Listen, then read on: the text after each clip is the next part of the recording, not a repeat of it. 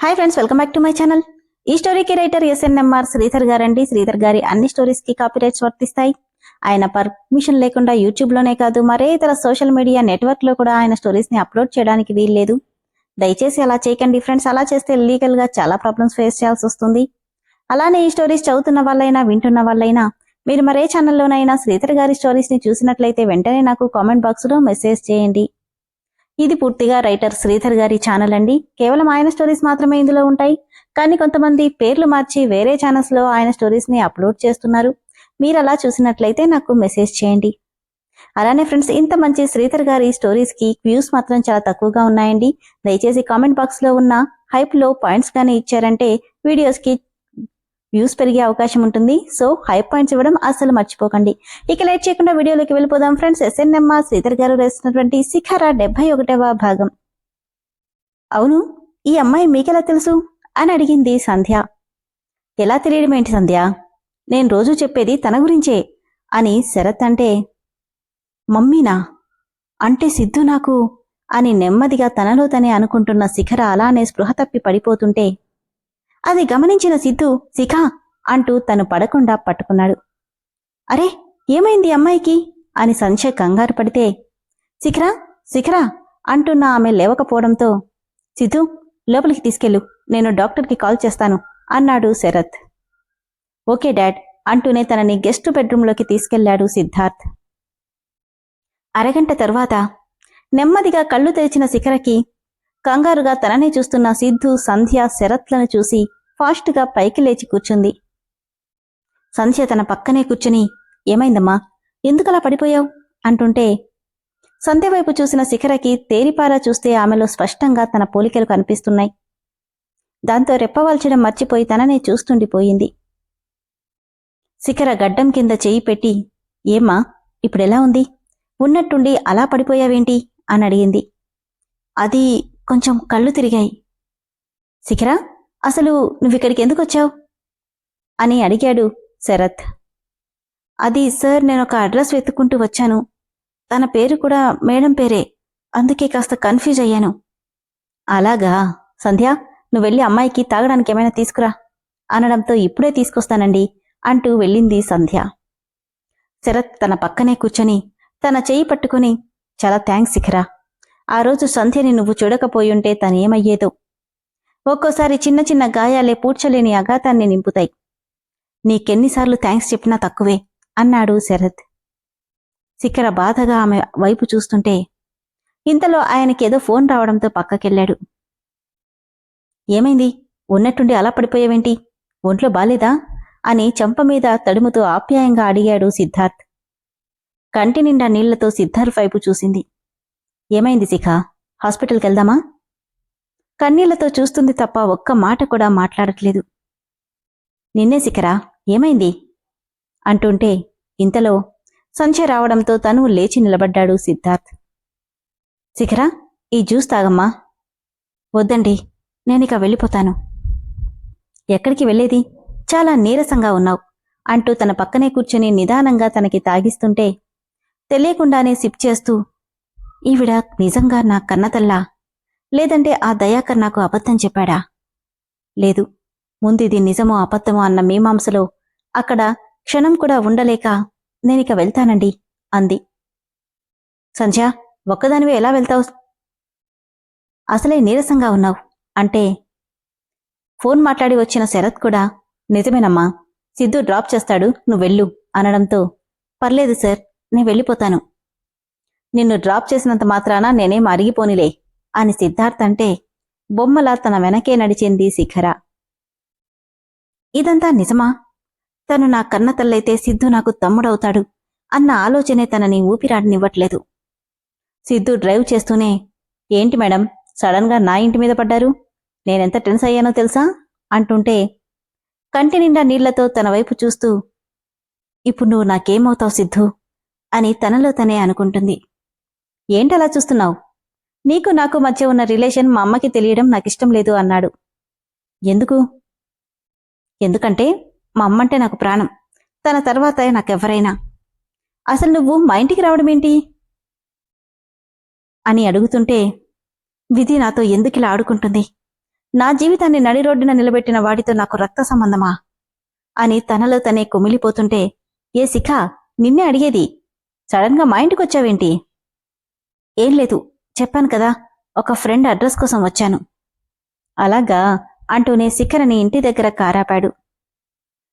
ఒక్క మాట కూడా మాట్లాడకుండా దిగి వెళ్ళిపోతుంటే, శిఖర అని పిలవడంతో వెనక్కి తిరిగి చూసింది శిఖర. ఆమెను హక్ చేసుకుని, థ్యాంక్యూ శిఖ, మా అమ్మకి హెల్ప్ చేసినందుకు అంటే విరక్తిగా నవ్వి వెళ్ళిపోయింది. అక్క, ఇంతసేపు ఎక్కడికెళ్ళావు అంటున్న మీనాని పట్టించుకోకుండా గదిలోకి వెళ్ళిపోయింది శిఖర. ఆదమరిచి నిద్రపోతున్న శౌర్యని చూడగానే సిద్ధు కళ్ల ముందు మెదిలాడు. ఇది నిజమా? సిద్ధు నాకు తమ్ముడా అనుకుంటుంటే కళ్ళు ధారాళంగా వర్షిస్తున్నాయి. లేదు, అసలు నిజాలు తెలుసుకోకుండా అప్పుడే ఒక నిర్ణయానికి రావడం మంచిది కాదు. ముందసలు ఆ దయాకర్ చెప్పింది ఎంతవరకు నిజమో తెలుసుకోవాలి. ఏమో, వాడబద్ధం చెప్పాడేమో. అసలు సంచ నా కదల తల్లి అనడానికి ఆధారమేముంది? బాధపడి కూడా ప్రయోజనం లేదు. రేపు వెళ్ళి అసలు ఆ సంధ్యాదేవి నా కన్న తల్లేనా అన్న విషయం ఎలాగైనా తెలుసుకోవాలి అని గట్టిగా అనుకుంది శిఖర. పొద్దుట్నుండి తను పడుతున్న మానసిక క్షోభకు కంటిమీద కునుకు రాకపోవడంతో తెల్లార్లు ఏదో ఆలోచిస్తూ ఉండిపోయిందామె. మరుసటి రోజు సిద్ధు, శరత్ ఇద్దరూ ఆఫీస్కి వెళ్లిపోయాక సంధ్య దగ్గరికొచ్చింది శిఖర. మనసులో రగులుతున్న అగ్నిజ్వాలని బయటికి రానివ్వకుండా ముఖం మీద నవ్వు పులుముకొని మేడం అని నవ్వుతూ పిలిచింది. ఫ్లోటింగ్ ఫ్లవర్స్ ని డెకరేట్ చేస్తున్న సంధ్య ఆమె పిలుపుకి తల తిప్పి చూసింది. అరే శిఖర, రామ్మా అని ఆప్యాయంగా ఎదురొచ్చింది సంధ్య. నిన్న కొంచెం హెల్త్ డిస్టర్బ్గా ఉండి మీతో సరిగ్గా మాట్లాడలేకపోయాను. అందుకే ఒకసారి కనిపించి మీతో మాట్లాడి వెళ్దామని వచ్చాను అంది. మంచి పని చేశావు, నాకు కూడా అదే అనిపించింది. నిన్న నీతో కాసేపు కూడా మాట్లాడినట్టు అనిపించలేదు. రామ్మా అంటూ చేయి పట్టుకుని తీసుకెళ్లి సోఫాలో కూర్చోబెట్టింది సంధ్య.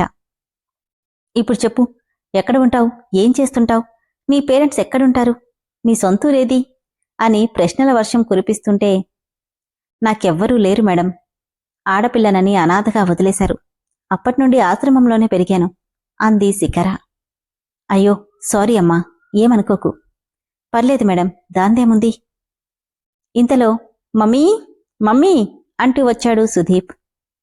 శిఖరను చూసి ఎవరు మమ్మీవిడా అని అడిగితే, ఆ రోజు గుళ్ళో నాకు పరిచయం చేసిన అమ్మాయిని చెప్పాను కదా, తనే. నిజంగానా అంటూ శిఖర పక్కనే కూర్చొని, ఆ రోజు మీరు ఫోన్ చేసింది నాకే అక్క. థ్యాంక్యూ అక్క, మా ఇంట్లో అందరికీ మమ్మీ అంటే ప్రాణం. అలాంటి మా మమ్మీని మీరు సేఫ్గా మాకు అప్పగించారు అన్నాడు. ఆ మాటకి నవ్వి ఊరుకుంది శిఖర. చాలేరా నువ్వు మరీను అని అక్కతో నువ్వు మాట్లాడుతూ ఉండు, నే వెళ్ళి జ్యూస్ తీసుకొస్తాను అంటూ లోపలికెళ్ళింది. అక్క, మీరేం చేస్తుంటారు? నవ్వి, మీ కంపెనీలో మార్కెటింగ్లో పనిచేస్తున్నాను.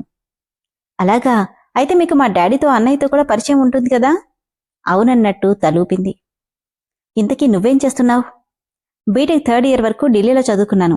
ఈ ఇయర్ ఇక్కడ జాయిన్ అవుతున్నా అని నవ్వుతూ కబుర్లు చెప్తుంటే, శిఖర మాత్రం ఆ ఇంటిని అణువణువు పరిశీలిస్తుంది. ఏరా, అప్పుడే మొదలెట్టేశావా నీ మాటల గారడి అంటూ వచ్చింది సంధ్య. నువ్వు మరీ మమ్మీ, నేనేమంత ఎక్కువగా మాట్లాడను, మామూలుగానే మాట్లాడుతున్నా. చాలే కాపు అంటూ, ఇదిగో శిఖర, జ్యూస్ తీసుకో అంటూ గ్లాస్ అందించి సుదీప్కి కూడా గ్లాస్ అందించింది. ఫోన్ చూసుకుంటున్న సుదీప్, నువ్వు తాగించు మమ్మీ ప్లీజ్ అని మారం చేస్తుంటే, నవ్వుకొని కొద్దిగా సుదీప్కి తాగిస్తుంది సంధ్య. వాళ్ళిద్దరినీ చూస్తున్న శిఖరకి ఎక్కడో తెలియని బాధ.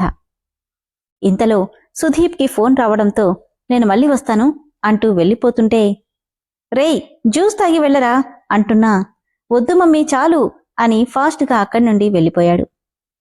ఏంటో విడు, ఫ్రెండ్స్ ఉంటే చాలు ఇంకేమీ కనిపించదు అని నవ్వుతూ, నువ్వేంటమ్మా ఇంకా జ్యూస్ తాగలేదు, తాగు.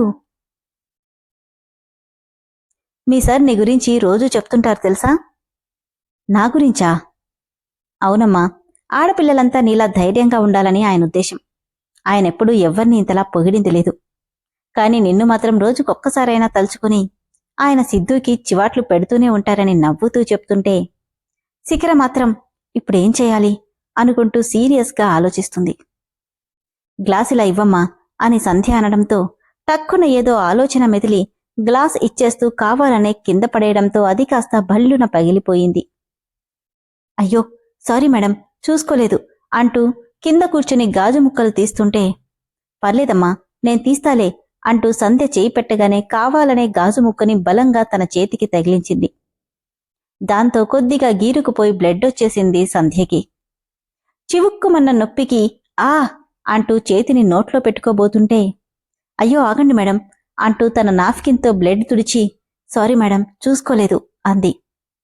దీనికి సారీ ఎందుకమ్మా, ఇదేం పెద్ద దెబ్బని అని సంధ్య నవ్వుతూ అంటే, సంధ్య వైపు ఒకసారి చూసి, ఇక నేను వెళ్తానండి. అప్పుడేనా? వెళ్ళాలి మేడం, ఇంకోసారి తప్పకుండా వస్తాను. ఖచ్చితంగా రావాలి. నువ్వు నాకు చాలా బాగా నచ్చావు, సరేనా? ఇబ్బందిగా నవ్వి వస్తానని చెప్పి అక్కడి నుండి వెళ్ళిపోయింది శిఖర. వెళ్లడమే డైరెక్ట్గా ల్యాబ్ దగ్గరికి వెళ్లి నాప్కిన్ కి ఉన్న సంధ్య బ్లడ్ శాంపిల్స్ నిచ్చి తన బ్లడ్ శాంపిల్స్ తో మ్యాచ్ అవుతుందో లేదో చూడమని చెప్పింది. ల్యాబ్ టెక్నీషియన్ శిఖర బ్లడ్ శాంపిల్స్ తీసుకుని 2 రోజుల తర్వాత రమ్మన్నాడు. లేదు, నాకు వెంటనే కావాలి. అలా కుదరదు మేడం, డిఎన్ఏ టెస్ట్ రిపోర్ట్ రావడానికి మినిమం 2 days పడుతుంది. ప్లీజ్ నన్ను అర్థం చేసుకోండి, నాకు అర్జెంటుగా రిపోర్ట్స్ కావాలి. సారీ మేడం, మీరెంత రిక్వెస్ట్ చేసినా నేను చేయగలిగిందేమీ లేదు. మీకు రిపోర్ట్స్ కావాలంటే వెయిట్ చేయాల్సిందే. సార్ ప్లీజ్ అలా అనకండి, నేనెంత ఫ్రస్ట్రేషన్లో ఉండి ఇంతలా అడుగుతున్నానో అర్థం చేసుకోండి. నాకు త్వరగా రిపోర్ట్స్ కావాలి ప్లీజ్ అని బాధగా రిక్వెస్ట్ చేయడంతో, ఓకే మేడం, మీకోసం నేను 2 days కాకుండా రేపటిలోగా తెప్పిస్తాను. బట్ అంతకంటే ముందు అంటే కష్టం అనడంతో ఇంకేమీ చెయ్యలేక ఇంటికొచ్చేసింది శిఖర.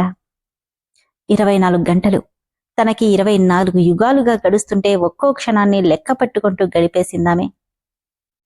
ఆఫ్టర్ 1 day అదురుతున్న గుండెని అరచేత్తో పట్టుకుని వణుకుతున్న చేతులతో రిపోర్ట్స్ ఓపెన్ చేసిన శిఖరకి ఇద్దరి డిఎన్ఏ మ్యాచ్ అయిందన్నట్టుగా పాజిటివ్గా వచ్చిన రిపోర్ట్స్ చూసి చేతిలో ఉన్న పేపర్స్ని వదిలేసి కనీసం కళ్ళు కూడా ఆర్పకుండా నిలబడిపోయిన శిఖరని చూసి అక్కడున్న వాళ్ళంతా వింతగా చూశారు.